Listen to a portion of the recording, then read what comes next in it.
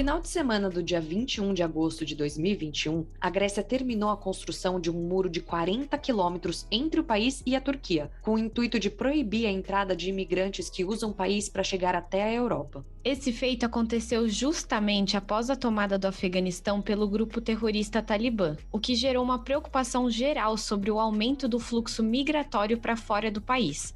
Inclusive, aqui no Papo de Inter, a gente fez um episódio especial sobre a tomada do Afeganistão. É o nosso último episódio, então depois confere lá que ele tá demais. Mas nesse daqui, a gente vai te contar o que foi a crise migratória de 2011, que afetou diretamente a Europa, as tensões entre Grécia e Turquia que rolam desde então, e claro, o que vem acontecendo atualmente. Eu sou Andressa Isfer. E eu sou Elizabeth Matravolg. E esse é o Papo de Inter. De notre volonté. Make America great again. Con eso que ese sueño se marcha. Aquí food, muito salud. Estado de alarma en toda España. We did it, Joe.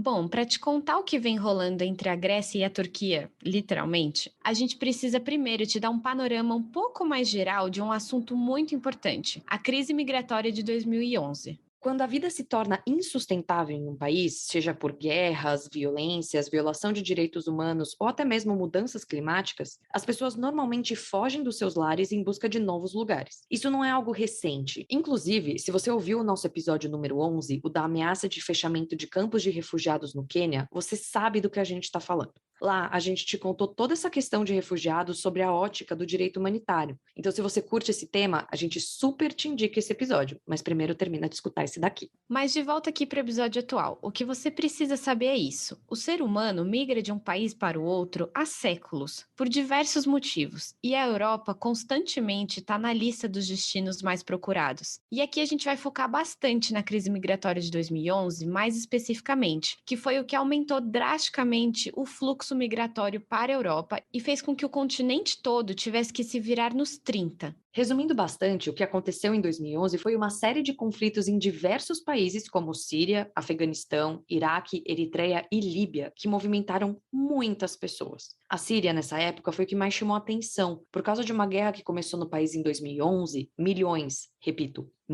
de pessoas deixaram a Síria. Segundo o Alto Comissariado das Nações Unidas para os Refugiados, o Acnur, há cerca de 6,6 milhões de refugiados sírios em todo o mundo. E muitos dos refugiados optaram pela fuga pelo mar Mediterrâneo, em busca de um novo lar. Aqui você com certeza deve lembrar daquela imagem de um menininho sírio que foi encontrado morto em uma praia na Turquia, o Alan Kurdi. Essa imagem foi capturada em 2015 e o Alan foi uma das 3.735 pessoas que morreram afogadas ou desapareceram durante a travessia do mar Mediterrâneo naquele ano. E só um parênteses aqui. Essas travessias são extremamente perigosas. Normalmente, os barcos não tinham e seguem não tendo a menor infraestrutura para essas longas viagens e estavam super lotados. Mas enfim, continuando, se você abrir o mapa e procurar lá o mar Mediterrâneo, ou se você for bom de geografia e saber a exata localização desse mar, que banha o sul da Europa e o norte da África, você vai entender que as pessoas que fugiam desses países em conflito iam parar principalmente na Grécia, Turquia e na Itália, dependendo de onde elas saíam. As que paravam na Turquia ainda tentavam atravessar para a Grécia por terra, pela fronteira que o país faz,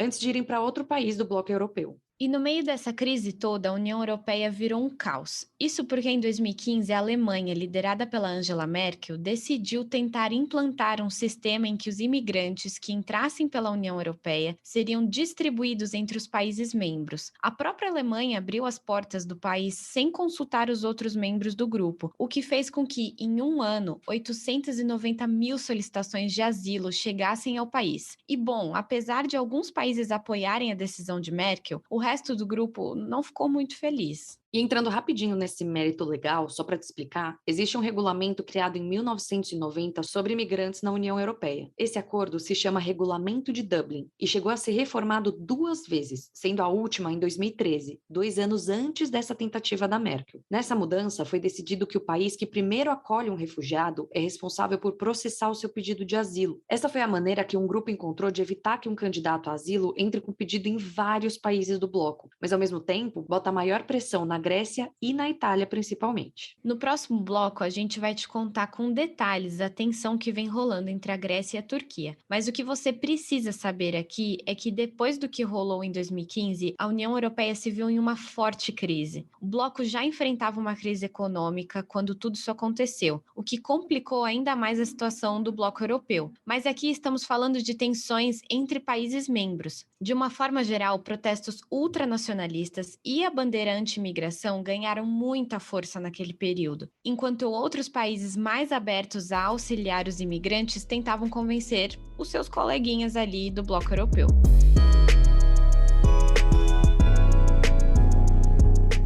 Dado todo o contexto da crise migratória geral na Europa, e agora que você já entendeu que a Grécia foi e segue sendo o centro da crise migratória desde 2011, a gente vai te contar exatamente o que rolou e o que esse muro de 40 quilômetros fechando a fronteira entre o país e a Turquia tem a ver. Mas acho que até aqui você já pode ter uma ideia, né? A gente também contou aqui para vocês já no nosso episódio sobre conflitos armados eternos, o episódio de número 15, que a Síria, que começou uma guerra em 2011, foi o país que causou uma das últimas grandes crises migratórias desde a Segunda Guerra Mundial. Mas a Grécia sofreu muito também com as guerras no Iraque e no Afeganistão causadas pelas invasões americanas. No caso agora da dominação do Talibã no Afeganistão, que foi tema do nosso último episódio do Papo de Inter, como a gente já te falou aqui, a União Europeia sugeriu a construção de um corredor humanitário para receber a todos que não querem viver sob o comando do grupo terrorista. Mas como toda decisão que envolve blocos econômicos, o tema que começou a ser discutido já enfrentou resistência de alguns países,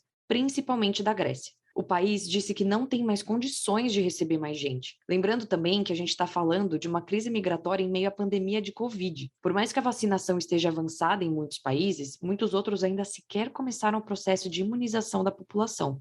O caso da Grécia até que é um caso bom, porque segundo o Our World in Data, quase 53% da população já está vacinada. Mas, claro, conforme outras pessoas vão entrando no país, como refugiados ou imigrantes, a Grécia tem que contabilizar essas pessoas e arranjar vacinas para elas também. Então, esse é um fator que a gente também precisa levar em consideração. E a crise se concentra nesses dois países justamente pela sua localização geográfica. A Turquia se transformou em uma espécie de passagem entre o Oriente Médio e o norte da África para a Europa, enquanto a Grécia se torna a porta de entrada para o continente europeu. Então fica a Turquia tentando enviar pessoas para a Grécia e a Grécia as mandando de volta. Segundo a CNN, já em março de 2020, logo no início da pandemia, a fronteira entre a Grécia e a Turquia gera palco de grandes tensões. Muitos imigrantes que tentavam fazer a travessia entre Turquia e Grécia relataram chegar até a Grécia, serem detidos, terem seus documentos, dinheiro e até roupas retiradas pelas autoridades gregas e depois enviados de volta para a Turquia. A Turquia ainda acusa a Grécia de usar armas de fogo contra os imigrantes, enquanto os gregos negam veemente. Independente das alegações, é importante a gente ter em mente que essas pessoas que estão fugindo dos seus países deixaram uma vida para trás, e elas ainda são tratadas com violência nas fronteiras de muitos países.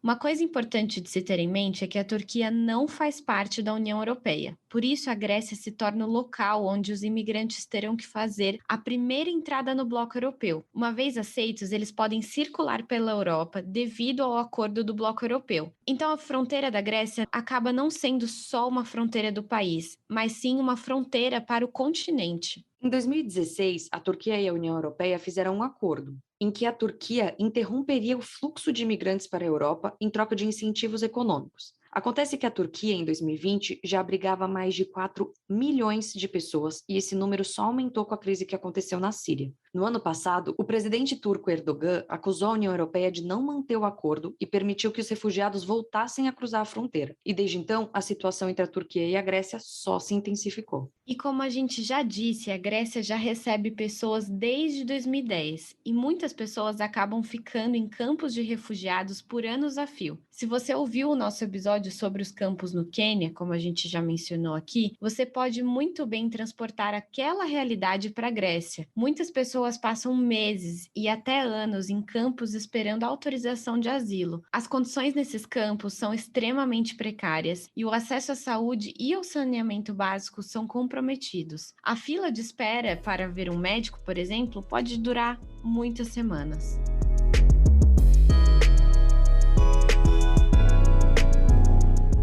Bom, E agora que você já entendeu o contexto geral e a crescente tensão entre Grécia e Turquia, chegou a hora da gente falar dos dias atuais. Primeiro de tudo, a tomada de poder por parte do Talibã no Afeganistão. Se você abrir um mapa, você vai ver que o Afeganistão não tem nada a ver com a Grécia e nem com a Turquia. Mas mesmo assim, esses 3 países estão super interligados no momento. O que acontece é que é bastante provável que uma série de refugiados afegãos fugindo do país de origem tente atravessar o Irã, chegar na Turquia e de lá tentar a sua entrada para a Europa na Grécia. E com todo esse contexto da tomada do Afeganistão e desse possível novo cenário sendo desenhado, a União Europeia entrou em pânico com o medo de um 2015 parte 2. Então, no meio dessa situação toda, a Grécia anunciou que um muro fechando a fronteira entre o país e a Turquia terminou de ser construído, e que, além disso, foi instalado um novo sistema de monitoramento eletrônico automatizado de alta tecnologia para proteger essa cerca. E fora isso, o primeiro-ministro grego e o presidente turco já estão em contato. Aqui, te dando uma fofoquinha, caso não tenha ficado claro no bloco anterior, a Grécia e a Turquia podem até ser aliados na OTAN, aquela organização do Tratado do Atlântico Norte, formada por 30 países que dão uma mãozinha ali um para o outro militarmente, mas eles são rivais históricos. E quando o assunto é imigrantes, então, você já sabe da treta que rola entre os dois. No momento atual, os dois conseguiram entrar em um acordo em uma coisa: é preciso dar apoio aos países vizinhos do Afeganistão para impedir que uma onda migratória ocorra outra vez. Mas a Turquia, na verdade, não manteve o tom muito amigável, não. O presidente do país, o Erdogan, disse esperar da União Europeia uma atitude, alegando que a Turquia não vai virar uma unidade de armazenamento de imigrantes e que o país vem fazendo seu papel. Algo bem na mesma linha do que ele tinha dito no ano anterior, acusando a União Europeia de não cumprir com a sua parte do combinado. Enfim, é como a gente sempre diz aqui, o futuro é um mistério, mas a gente vai seguir de olho para saber como vai ser o desenrolar dessa tensão entre os países, entre a União Europeia num geral e, lógico, a situação dos refugiados do Afeganistão. Afinal, nessa questão de ninguém querer assumir a responsabilidade, são vidas humanas que ficam sendo jogadas de um lado para o outro.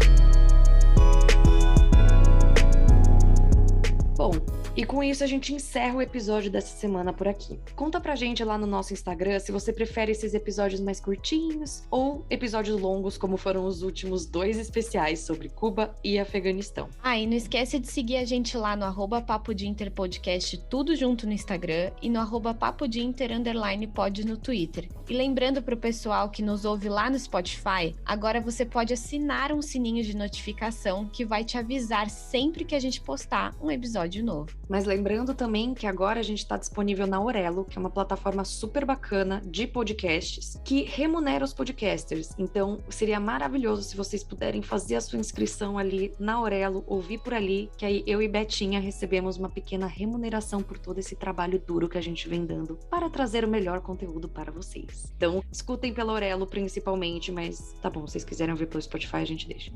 Enfim, é isso, gente. Até a próxima semana. É isso, gente. A gente sempre trabalha bastante para trazer o melhor conteúdo, então seria um grande presente para nós. Até mais!